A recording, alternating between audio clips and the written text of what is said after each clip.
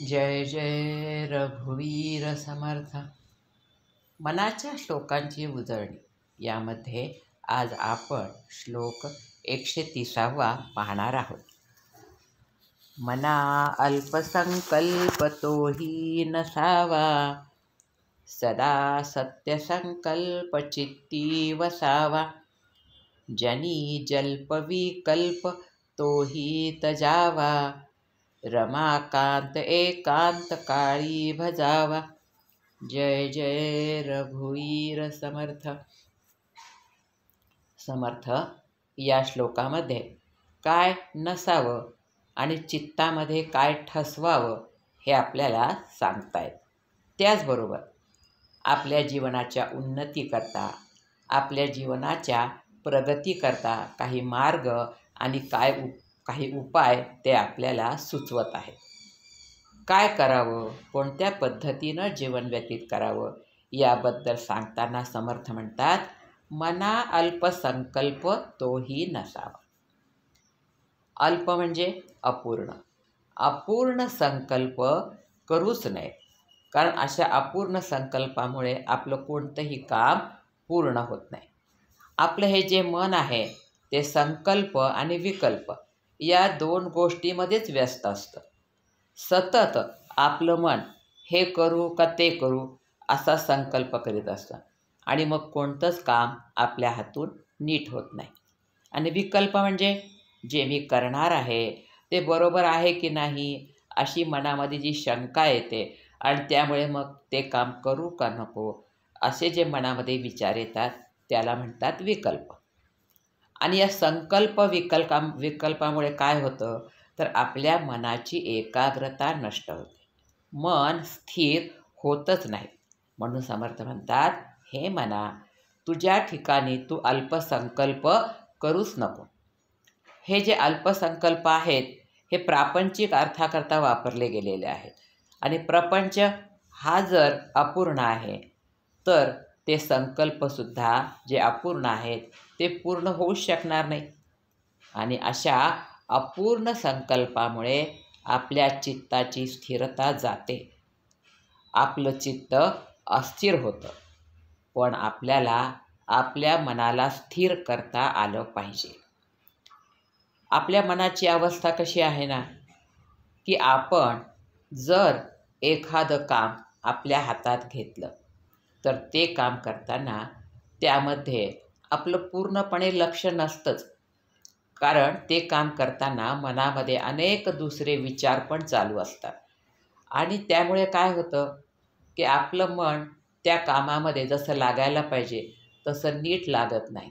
आणि मग ते कामही आपल्या हातून व्यवस्थित पार पडत नाही. आणि काम व्यवस्थित पार पडलं नाही म्हणजे मग आपलं मन पुन्हा कसं होतं, अस्वस्थ होतं. त्याकरता जे काम आपण हातात घेतलं ते आपल्याला स्थिर चित्ताने एकाग्रतेने करता आलंच पाहिजे. त्यामुळेच आपल्या हातात घेतलेलं काम व्यवस्थितरित्या पार पडू शकेल. आणि काम जर का व्यवस्थित पार पडलं तर मन शांत होतं. हा जो नियम आहे हा जीवनातल्या प्रत्येक क्षेत्रामध्ये लागू पडतो. जसे आपण जर स्वयंपाक करत असू तर आपलं पूर्ण चित्त त्या स्वयंपाकामध्येच असलं पाहिजे. जर आपण ऑफिसमध्ये काम करत असू तर आपलं चित्त त्या ऑफिसमधल्या कामातच असलं पाहिजे. त्यावेळी घरच्या कामाचा विचार करणे योग्य नाही. असे केले तर ऑफिसमधले कामही नीट होणार नाही. तीच गोष्ट विद्यार्थ्यांच्या बाबतीमध्ये पण आहे. विद्यार्थ्यांनी पण अभ्यास करताना जर चित्त एकाग्र करून अभ्यास केला तरच त्यांचा अभ्यास नीटनेटका होऊ शकेल. म्हणून समर्थ म्हणतात की जे कोणतं काम आपण आपल्या हातात करायला घेतलेलं आहे आपलं मन त्याच ठिकाणी स्थिर असलं पाहिजे. पुढे समर्थ म्हणतात, सदा सत्य संकल्प चित्ती वसावा. सत्य संकल्प चित्तामध्ये ठसला पाहिजे. सत्य संकल्प हा पूर्ण संकल्प आहे. आणि मग पूर्ण कोण आहे तर पूर्ण तो एक परमात्माच आहे.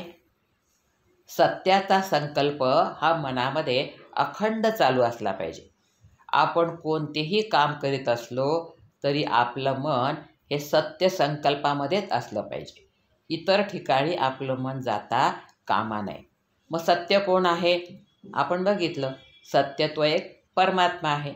मग आपण चिंतन कोणाचं करायचं? सत्याचं चिंतन करायचं, म्हणजेच आपण त्या परमात्म्याचं चिंतन करायचं. परमात्म्याचं चिंतन म्हणजेच आपलं आत्मचिंतन. त्या परमात्म्याचं चिंतन मनात सतत असलं पाहिजे. असा जर सत्य संकल्प असेल तर मन कधीही विचलित होणार नाही, ते स्थिरच राहील. तुकाराम महाराजांनी आपल्या एका अभंगामध्ये म्हटलेलं आहे, सत्य संकल्पाचा दाता नारायण, पूर्ण करी सर्व मनोरथ. अर्थात आपण जर एखादा सत्याचा संकल्प केला तर तो नारायण, तो परमात्मा आपला संकल्प पूर्ण करतो.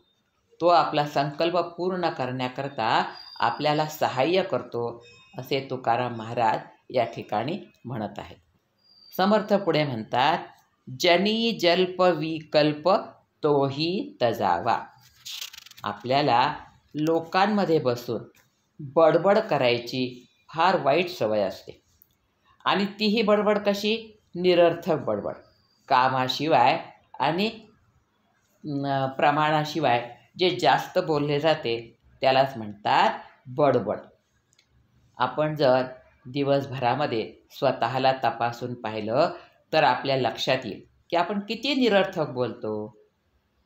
हे असं का, ते तसं का, याने असं का केलं, त्याने तसं का केलं, अशा प्रकारची निरर्थक बडबड, ज्याचा आपल्याला काहीच फायदा नाही, अशी कितीतरी बडबड आपण दिवसभर करत असतो. दुसऱ्यांची निंदा करणे, दुसऱ्याला नावं ठेवणे, अशी बडबड आपण करीतच राहतो. आणि पुन्हा म्हणतो, आम्हाला साधना करायला वेळ नाही. आता ही जर वायफळ बडबड आपण करत बसलो आणि त्यामध्येच जर आपण आपला वेळ घालवला तर आपल्याला साधनेला वेळ कसा शिल्लक राहील आणि त्यामध्ये आपलं चित्त तरी कसं लागेल. या बडबडीमुळे काय होतं माहिती आहे का? आपली मानसिक शक्तीसुद्धा खर्च होते. आणि मानसिक शक्ती खर्च झाली की आपल्याला एक प्रकारचा थकवा येतो आणि मग कोणतंच काम करू नये असं वाटतं. त्याकरता समर्थ म्हणतात की ही जी तुमची वायफळ बडबड आहे ती तुम्ही बंद केली पाहिजे, म्हणजे तुमचं साधनेमध्ये लक्ष लागेल. आपल्या लक्षातही येत नाही की या बडबडीमुळे आपलं किती नुकसान होतं, किती अनहित होतं, हे आपल्याला कळतच नाही. आता जशी व्यर्थ अशी बडबड करू नये तसे आपण विकल्पही मनामध्ये निर्माण होऊ देऊ नये. विकल्प म्हणजे मनामध्ये निर्माण होणारी शंका, आणि या संशय वृत्तीमुळे आपल्या मनाला स्थिरता येत नाही, त्याने पण आपलं नुकसान होतं. संशय घेणाऱ्या माणसाला चित्ताची स्थिरता येणेच शक्य नसते. आणि या विकल्पामुळे, या शंकेमुळे आपल्यामध्ये वादविवाद पण फार होतात. आणि अशा सर्व गोष्टींमुळे आपलं मन पुन्हा अस्थिर होऊन जातं. म्हणून समर्थ म्हणतात की तुम्ही हा जल्प म्हणजे व्यर्थ बडबड आणि विकल्प म्हणजे मनामध्ये येणारी शंका, या दोघांनाही टाळायला पाहिजे, तरच तुमचं मन स्थिर होण्यास मदत होईल.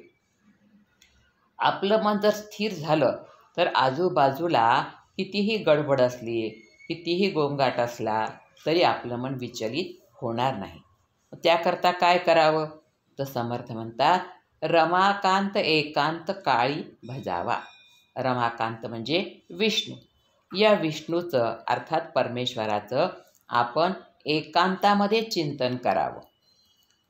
जीवनामध्ये कितीही व्यस्तता असली तरी स्वतःसाठी थोडा तरी वेळ आपण राखून ठेवला पाहिजे. 24 तासामधून काहीतरी थोडा वेळ स्वतःकरता काढलाच पाहिजे. त्यावेळी आपल्याबरोबर कुणीही नसेल, आपण एकटंच असू आणि मग अशा एकांत स्थळी आपण परमेश्वराचं चिंतन करावं. तर हा जो एकांत आहे हा केवळ शरीरानेच पाहिजे असं नाही, तिथे मनाचाही एकांत आवश्यक आहे. शरीर आणि मन दोन्हीचीही जर दोन्हींना जर एकांत मिळाला तर परमेश्वराचं चिंतन हे जास्त चांगलं होतं. म्हणून शरीराने आणि मनाने या संसारापासून सर्वथा अलिप्त राहावं आणि त्या परमात्म्याचं आपण चिंतन करावं. आत्मचिंतनाला जीवनामध्ये फार महत्त्व आहे. आत्मचिंतन म्हणजे स्वतःचं चिंतन. मी कोण आहे? माझं स्वरूप काय आहे? माझं कर्तव्य काय आहे? माझं ध्येय काय आहे? हे जे चिंतन आहे त्याला आत्मचिंतन असे म्हणतात. ते आत्मचिंतन म्हणजेच परमात्म्याचं चिंतन. म्हणजेच याचा अर्थ काय की परमात्मा आणि मी दोन नाही, भिन्न नाही, हे आपल्याला आत्मचिंतन केल्यामुळे लक्षात येते. तुकाराम महाराज म्हणतात, ठाईच बैसोनी करा एकचित्त, आवडी अनंत आळवावा. आपण काय करतो? भजन खूप करतो, कीर्तन करतो, पारायण करतो, भक्ती करतो, कथा ऐकतो, पण त्यातून जे आपल्याला साध्य व्हायला पाहिजे ते आपल्याला साध्य होतच नाही. कारण का? ते सर्व करण्यामध्ये त्या ठिकाणी आपलं चित्त एकाग्र झालेलं नसतं. आपल्याला सर्व लोकांच्या मध्ये राहूनही एकांत साधता आला पाहिजे. तो जर साधता आला तर आपण जिथे बसू तिथे आपल्याला एकांत मिळतो. प्रवासात असो, गर्दीत असो, ती आपली एकाग्रता भंग पावतच नाही. म्हणून समर्थ या श्लोकामध्ये आपल्याला चित्त स्थिर करण्याचे उपाय सांगत आहेत. कोणकोणते उपाय आहे की आपलं जर चित्त स्थिर करायचं असेल तर आपला संकल्प हा अल्प नसावा, म्हणजे अपूर्ण संकल्प नसावा. मग संकल्प कसा असावा? सत्य संकल्प. सत्य संकल्प म्हणजे परमात्म्याचा संकल्प असावा. त्याचप्रमाणे जल्प आणि विकल्पही नसावा. जल्प म्हणजे व्यर्थ बडबड नसावी आणि विकल्प म्हणजे मनामध्ये कुठल्याही प्रकारची शंका नसावी. आणि ह्या सर्वांचं जर हे सर्व जर आपल्याला साधता आलं तर आपल्याला एकांतसुद्धा साधता येईल. आणि मग अशा एकांत स्थळी जाऊन आपण आपल्या परमेश्वराचं जर चिंतन केलं तर आपल्या जीवनाचं कल्याण झाल्याशिवाय राहणार नाही. हेच समर्थ या श्लोकामध्ये आपल्याला सांगत आहेत. म्हणून समर्थ म्हणतात, मना अल्पसंकल्प तोही नसावा, सदा सत्य संकल्प चित्ती वसावा, जनी जल्प विकल्प तोही तजावा, रमाकांत एकांत काळी भजावा.